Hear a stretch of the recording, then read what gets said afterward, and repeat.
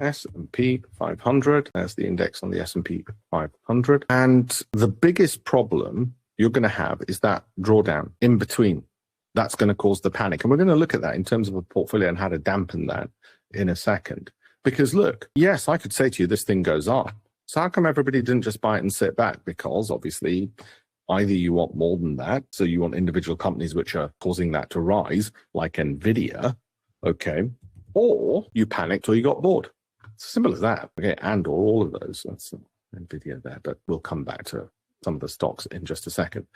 That might not look like a lot, but when that happens to the S&P, that causes a lot of people to panic very, very quickly, okay? And it's that panic which kills them. It's that panic, okay, that kills them, all right? I've just got Paresh saying, should we test the mic? I'm a bit half an hour late. The 14% sounds like not a lot until you get punched in the face by it. So you're going to have to keep calm this year.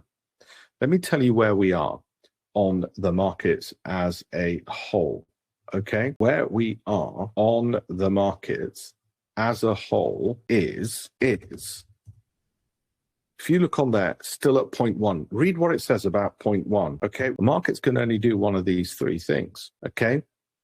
And that's how periodically they happen. And the best and most important thing you can do is to stay calm. The optimal route is only known in hindsight. Your goal is not to be perfect, but to be prepared and stay in the game.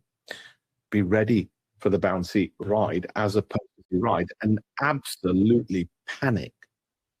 That's what knocks people off. So what's going to mess it up for people? Panic and not having quality companies. That's what they're going to mess up. And if you look at how much the market's gone up over the last few years, the reason people didn't get those gains is they didn't have quality companies or they panicked and they got bored.